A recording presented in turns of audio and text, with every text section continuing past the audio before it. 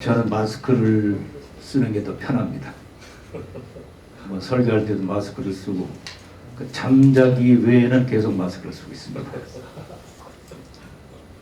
목회를 28년째 했습니다. 선교학 교수로 15년 동안 학생들과 같이 선교학을 나눴고 군생활 20년 장교로 있으면서 10년을 공수특전단에 있으면서 또 이런저런 어떤 시대적 상황 속에 참석을 하게 됐습니다.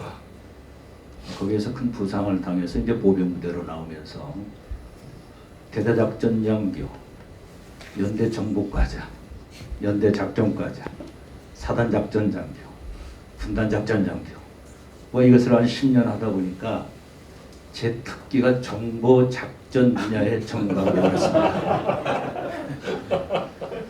KWMA가 창립된 지 30년이 됐는데 제가 황 박사님한테 큰 소리 칠 수 있는 건 딱 하나입니다. 황 박사님은 21년 섬겼고 저는 오늘까지 25년을 섬겼습니다.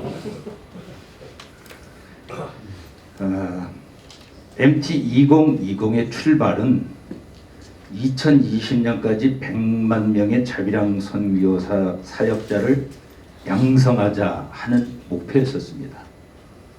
이미 온누리교회는 이것을 시행하고 있었죠. 그래서 온누리교회 스타일로 이걸 하자고 하는 것이 최초 MT 2020의 출발점이었습니다. 그러다가 2006년 1월 9일 날 황 박사님께서 KWMA 총회 때에 비전을 선포하면서 총회 결의가 됩니다. 이때 선교 운동의 주안점은 두 가지입니다. 우리 김영수 선교사님이 방금 소개했던 것처럼 이게 딱딱 지금 맞아 들어가고 있어요. 국내 자비랑 선교 사역자 양성 운동은 바로 새중앙교회 스타일입니다. 그 다음에 해외 디아스포라 교회로 파송하는 자비랑 선교 사역은 이미 하고 있었던 온누리교회 스타일입니다. 이 두 가지를 가지고 100만 자비랑을 하자고 했었죠. 근데 온누리교회는 계속 진행돼 있고 바로 새중앙교회는 작년부터 시작된 겁니다. 그래서 이제 타겟 2030과 병행해서 추진되면서 MT 2030으로 바뀌면서 10년이 연장이 된 거죠. 이때부터 명칭은 이제 MT 2030이 됩니다. 그러면 MT 2030이 15년 동안 무엇을 했느냐 하고 질문하는 분들이 많습니다. 인천 상륙작전을 아마 대강 기억을 하고 계실 거예요. 6월 25일 날 6.25가 났는데 27일 날 메가더 장군이 동작동을 갑니다. 그래서 호를 파고 북괴군 탱크를 막는 준비를 하고 있는 병사하고 대화를 합니다. 이 북괴군의 탱크를 막을 수 있는 자신이 있느냐, 무기가 있느냐, 몸으로 막겠습니다. 그때 메가더가 판단을 합니다. 한국군의 이 정도 전투 의지라고 하면은 자기 나름대로 어떤 계획을 세울 수 있겠다 하고 판단을 하죠. 그것이 바로 인천 상륙 작전입니다. 인천 상륙 작전은 9월 15일 날 D-Day가 됐는데 메가더의 머릿속에는 6월 28일 인천 상륙 작전을 계획하고 있었던 거죠. 다시 말씀드리면은 지금 바울의 V-Day는 다메섹입니다. 그때 바울이 판단해 보니까 기도하는 가운데 나에게 D-Day가 있었구나. D-Day는 바로 모태에서부터 D-Day가 시작된 거죠. 그런데 더 하나님의 말씀을 묵상하고 성경적으로 조명하다 보니까 아니다. 내가 이 땅에 온 것은 창세전이다. 그러니까 C-Day가 나온 거예요. 그러니까 하나님만 알고 계시는 그 데이가 C-Day입니다. 그러니까 이 MT 2030을 시작한 분은 황성주 박사만 아는 거예요. 다른 분은 사실 모르는 거예요. 혼자만 비전을 가지셨고 또 실질적으로 여기 온누리교회 그런 어떤 모델이 있었기 때문에 그러면 실질적으로 메가더 장군이 6월 28일 날 인천 상륙 작전을 계획하면서 메가더만 아는 건 아닙니다. 참모들이 알았습니다. 그래서 오키나와에서 적어도 3개월은 준비해야 되기 때문에 그 3개월 동안 한국군이 버텨주기를 바랬죠. 그래서 낙동강 전투에서 어떤 일이 있더라도 9월까지는 버텨달라. 그러니까 실질적으로 한국군이 어떻게 보면 메가드의 그 전력 속에 움직이고 있었던 거예요. 일사단장도 그걸 모릅니다. 심지어는 이승만 대통령도 모릅니다. 바로 인천 상륙 작전을 하기 전날 밤 목사님들이 기도회를 합니다. 그분들도 모릅니다. 그러나 메가다하고 참모들은 알고 있었어요. 그리고 일부는 그 어떤 인천 상륙 작전 계획 속에 나름대로 침투 훈련도 하고 뭐 이런저런 훈련하고 진행해 있었는데 사실 본인들은 몰랐지 그건 이미 진행이 되고 있었던 거예요. 그러니까 다시 얘기하면은 이 2030은 이미 시작이 되고 있었는데 그것이 공개가 안 된 거죠. 공개할 수가 없었던 그런 상황입니다. 그러니까 C-Day라고 하는 것은 바로 지휘관만 알고 있는 것이 C-Day예요. 즉 이때에 이 C-Day는 즉 KWM의 관련 분들만 인식하고 있었죠. KWM 관계되는 분. 최성감 얘기만은 실제로 목사님들의 KWM에 대해서 물어보는 분이 많이 있습니다. 우리는 KWM에 대해서 굉장히 익숙하지만은 한국교회 목사님들 KWM에 모르신 분들 꽤 있어요. 그거 다 동의하실 것입니다. 마찬가지예요. 지금 C-Day를 준비하고 있지만은 즉 KWM에 관계된 분들하고 일부 사람들만 여기에 인식하고 있지 그렇다고 해서 이것이 움직여지지 않는 건 아니에요. 왜냐하면 많은 사람들이 지금 해외로 나가면서 선교적 어떤 사역을 했기 때문에 D-Day가 바로 인천 상륙작전인데 이 D-Day가 작년 7월 달에 있었던 거예요. 이유는 간단합니다. 선교 환경에 변화가 있었죠. 그래서 전략 수정이 필요했었습니다. 그래서 교단과 선교 단체에 수정된 전략 계획을 발표했던 것이 2020년 7월 평창 포럼입니다. 원인은 바로 코로나 때문에 교회 변혁에 대한 굉장한 요구가 있었어요. 아마 저는 오늘 황 박사님께서 이 책을 여러분들에게 다 나눠드릴 것이라고 판단을 했는데 제가 이걸 읽어보니까 교회 변혁이라든지 이 MT 2030이라든 이런 어떤 한국 선교 전략, 세계 선교 전략이 아주 잘 기록이 돼 있어요. 이게 너무 좋아서 저는 이거 5만 원을 주고 사서 지금 보고 있습니다.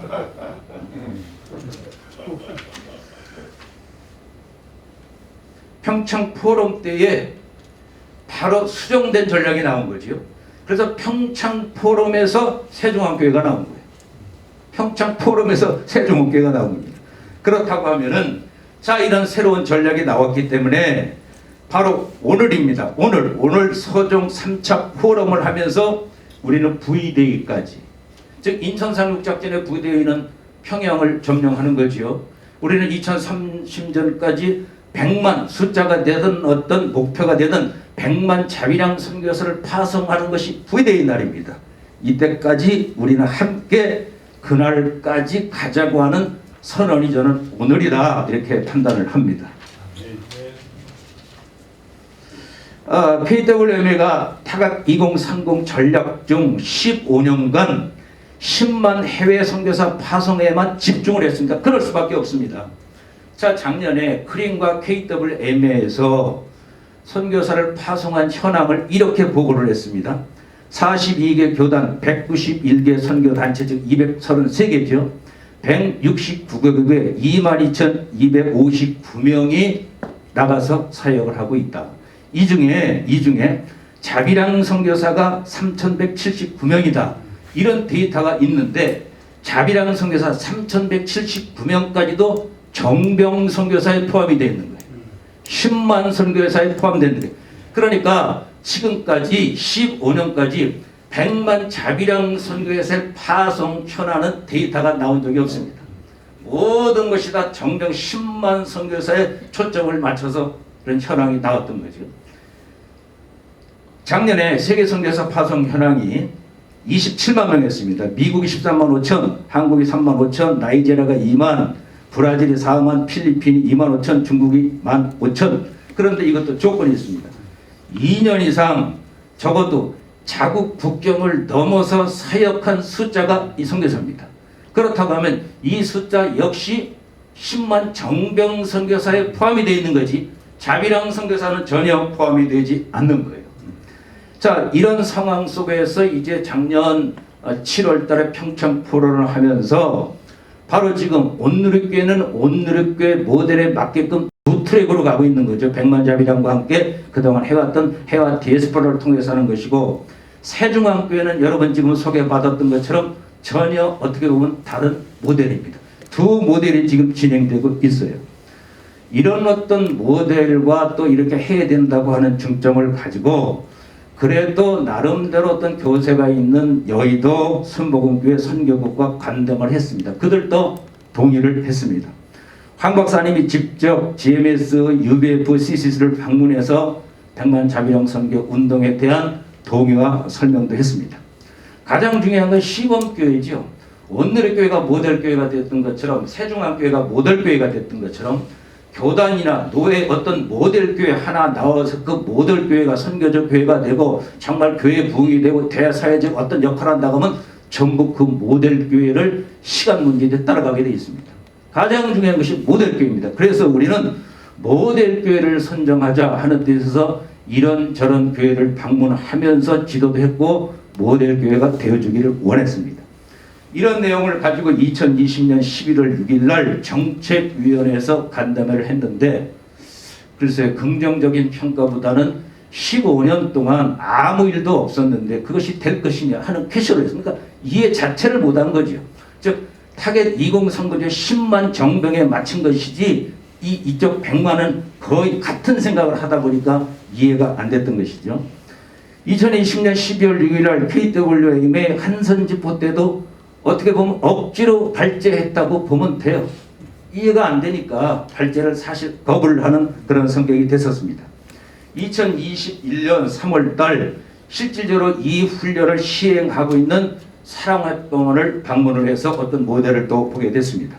그리고 3월 19일 날 지금 사무총장님과 백만자비령 포럼의 필요성을 의견을 나눴고, 오늘 세종 포럼이 있는 것이고, 제가 보기에는 KWM의 사무총장님 주관하는 어떤 포럼이 있을 것이다 이렇게 예상을 하고 있습니다. 그동안 진행되었던 주요 내용입니다. 2020년 8월 24일 교단 선교 대표 모임 시에 약 3가지가 논의가 됐습니다. 첫째, MT2030은 교회를 중심으로 한 평신도 선교운동이다. 핵심은 교회입니다. 핵심은 교회입니다. 선교단체가 아닙니다. 교회를 중심으로 한, 담임 목사를 중심으로 한, 담임 목사와 함께 평신도를 중심으로 한 교회 선교운동에, 그러니까 선교권과 파송권과 모든 것을 담임 목사에게 주는 거예요.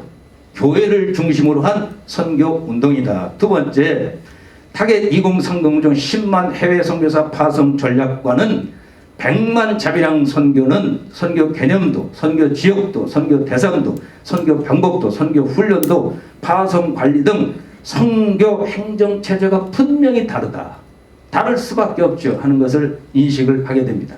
따라서 한국형 100만 자비령 선교 운동에 대한 이론 및 실제 분야의 구체적이고 효과적인 방향과 방법이 요구가 됐고, 이것을 구체화하기 위해서 할 수 있다고 하면 교단별로 100만 자비령 운동본부를 설립하고 교단에 맞는 어떤 매뉴얼, 세부 규정화가 필요하다 하는 어떤 의견을 동의하게 됩니다.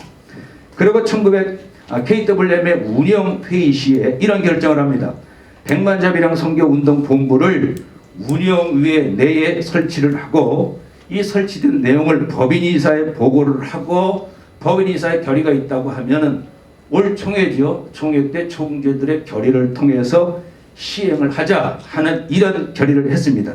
그러면서도 이론과 실제에 대한 다양한 의견 수렴을 위해서 포럼을 몇 번 갖자 하고 법인 이사에 이 안건을 상정을 했습니다. 그런데 죄송합니다만은 운영 이사회에는 KWM의 정관에도 없습니다. 그러니까 KWM의 정관에도 없는 운영 이사회에 100만 자비랑 운동본부를 설치한다고 하는 것이 맞지가 않죠. 그러니까 법인이사님들이 아주 정확히 지적을 해주신 거예요. 운영 규정이라든지 정관을 다시 개정을 해서 그것을 포함을 해서 또 여러 가지 포럼을 통해서 많은 분들의 신학적 동의를 얻어서 차차 하는 게 좋겠습니다 하고 이런 요청이 있었죠. 그 요청을 받아들이고 그동안 선교학자, 현장 선교사, 지역교회 담임 목사들의 다양한 의견을 수립하게 됩니다. 그래서 오늘 투데이지, 오늘 논의 및 결의할 사항들이 있습니다. 우선 선교 전략적 관점입니다. 여러분 잘 아는 대로 전략이라고 하는 것은 임무 수행을 위한 목적, 수단, 시기, 행정과 통제 수단 등을 총망라한 중장기적이고 광범위한 기획입니다. 계획이 아니고 기획이 광의적인 전략입니다. 그렇다고 하면 선교 전략이라고 하는 것은 선교 목표에 효과적으로 도달하기 위해 한정된 자원과 기회입니다. 이게 핵심 키워드입니다. 한정된 자원과 기회, 시기를 활용하는 통합적인 기획으로 원칙과 방법 등이 구체화되고 문서화된 계획이 바로 선교 전략입니다. 선교 전략을 수립할 시 고려사항이 있습니다. 개인적이고 일방적인 접근 방법은 아닌가. 시대와 현실과 선교 환경에 적합한가, 환경 변화에 따른 어떤 적합한 전략인가. 이 전략이 특성화되고 전문화되고 국제화된 누구나 동의할 수 있는 전략인가. 그 다음이 중요합니다. 네 번째, 다섯 번째. 하나님께서 이 전략을 진정으로 가치 있게 여기시느냐. 바울이 마게도니아 전략이 있었던 것처럼 우리가 세운 전략과 성령님의 인도하심에 연관이 있는 성경적 선교 전략인가 하는 이런 고려사항과 혹시 수정할 전략은 없는가. 수정할 전략이 있었습니다.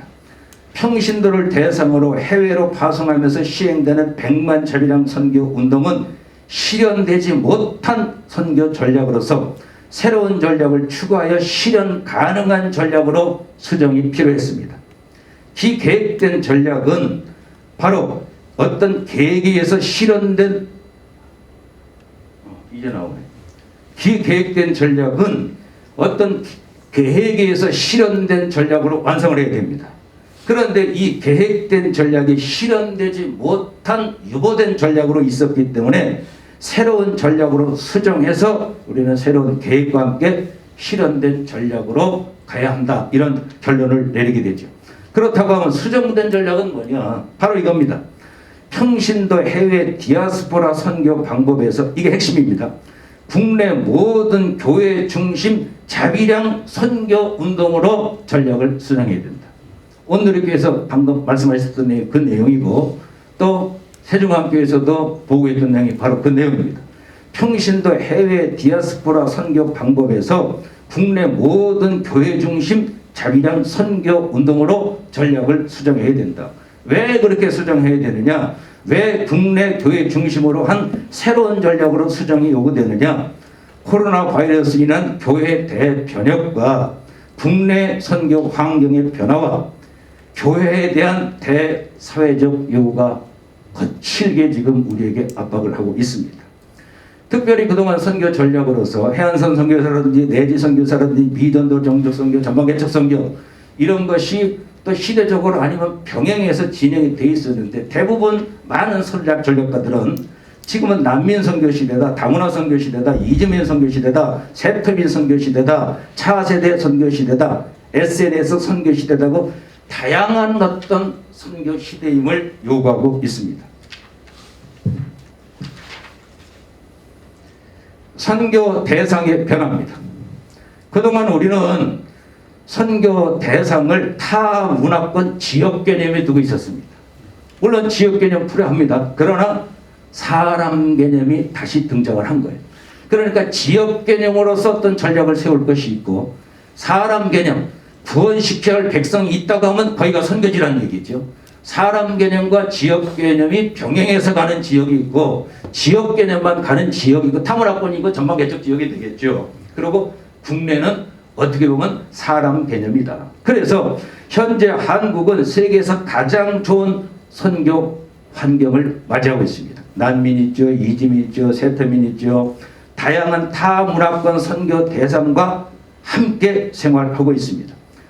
대사회적으로 요구하는 것이고 또 우리들도 목표가 그러므로 교회는 예수 그리스도를 증거하는 삶을 요구받고 있습니다. 예수 그리스도를 증거하는 삶, 이것이 선교가 되어야 되지 않겠느냐. 이것을 지금 요구받고 있는 거예요.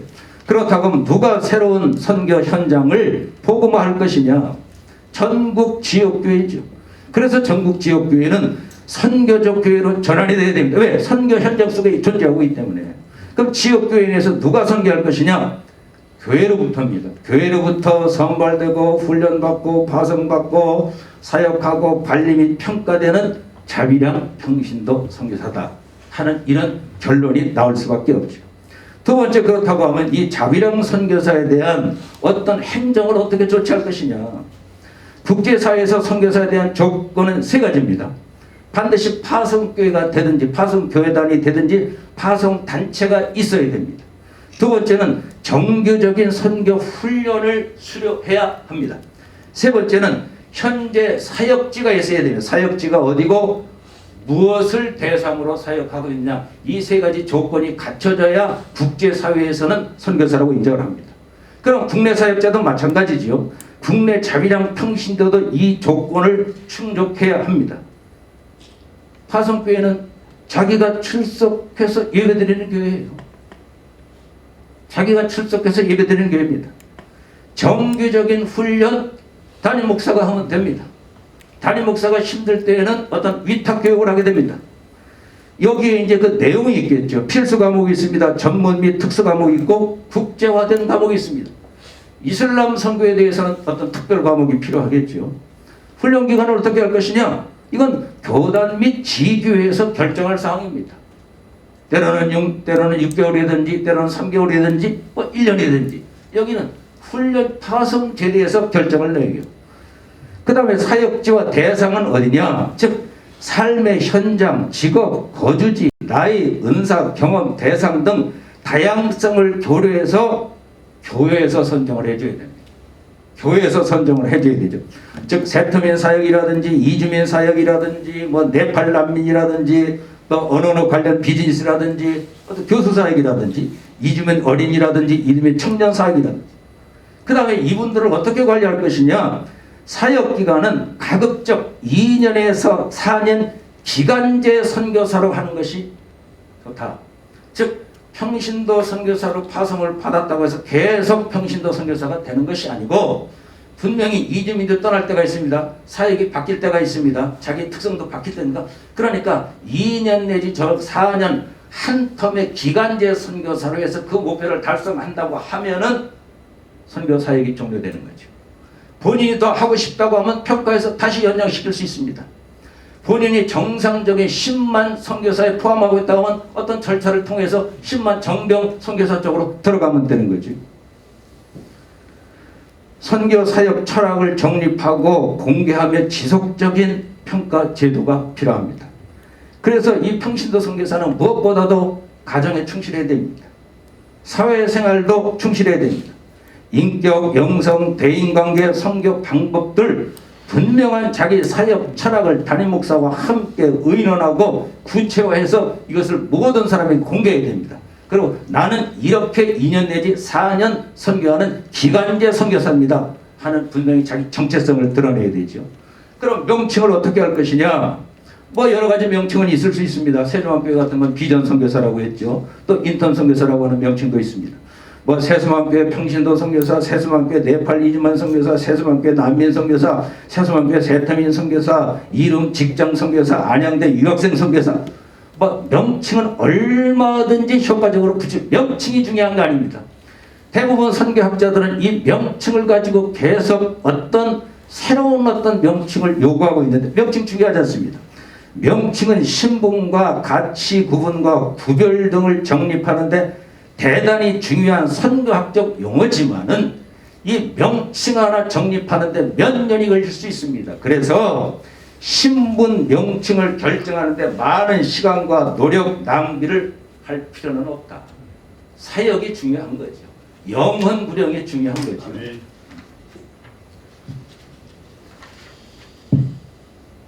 선교학적 신학적 관점입니다. 사실 저는 이 분야에 대해서 좀 많이 다루고 싶은데 시간이 없기 때문에 그냥 넘어갑니다만, 우리가 사도 바울을 전문인 선교사라고 하는데 사도 바울을 전문인 선교사라고 하면서 이렇게 전문인 선교사를 정의합니다. 직업의 전문성이 있어야 된다. 문화 습득에 어떤 탁월해야 된다. 또 언어 능력에 탁월해야 된다. 여러 가지 이렇게. 그러나 사도 바울은 한 번도 자기를 전문인 선교사라고 드러내면서 이 이야기를 한 적이 없습니다. 사도 바울이 전문인 선교사라고 하는 것은 십자가 전문 사람입니다. 나는 십자가 전문인 선교사다. 부활의 전문인 선교사다. 성령의 능력과 성령의 기름 부음과 성령의 인도함을 받는 선교사다. 그러니까 평신도 선교사에게 가장 중요한 것이 바로 이 부분이다. 선교 신학적 분명한 어떤 메시지가 있어야 된다는 거예요. 구원시키고 변화시키는 건 십자가 외에는 없습니다.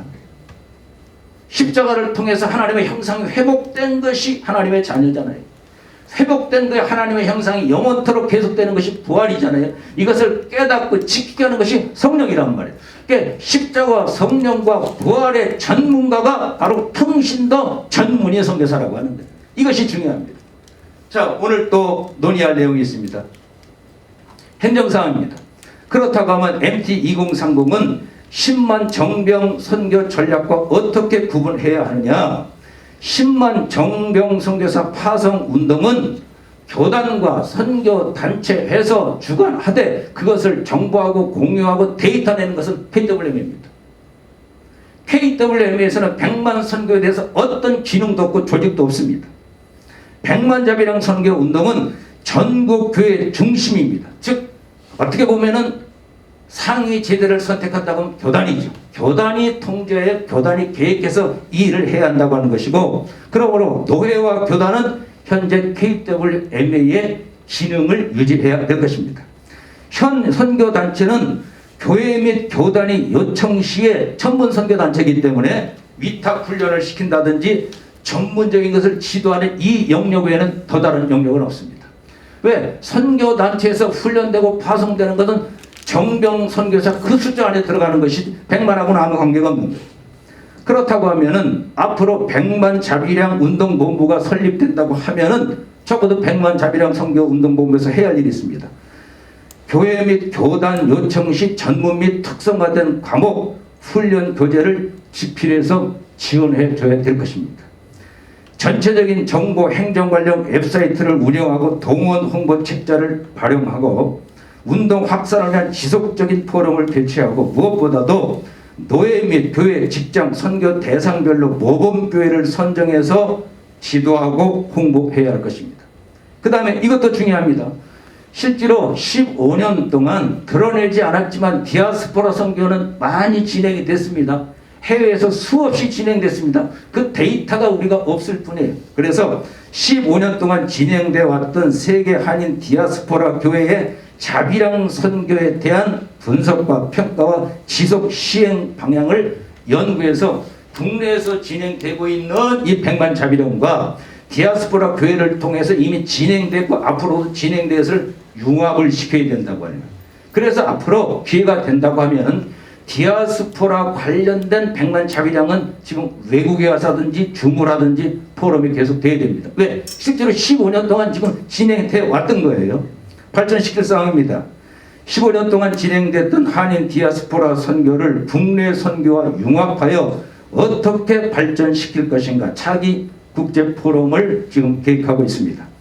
국내에 있는 다양한 영역의 선교 대상들을 누가 어떻게 어떤 방법으로 복음화할 것이냐. 이 과제가 남아있는 거죠. 이거 역시 차기 국내 포럼을 통해서 구체화하려고 합니다.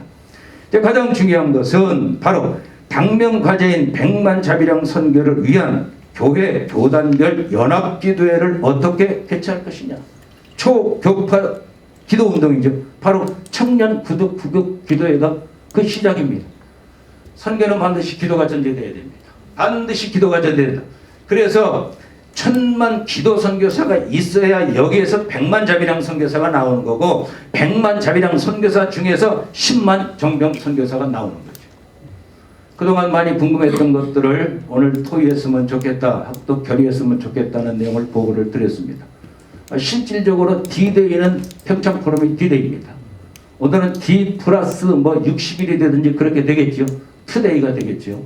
빅토리 대회를 위해서 함께 고민하며 기도하며 또 방법과 방향을 전하는데 여러분들의 핵심이 있다 하는 것을 다시 확인을 하면서 우리가 빅토리 대회를 위해서 기도하며 준비해 주셨으면 좋겠습니다. 고맙습니다. 할렐루야.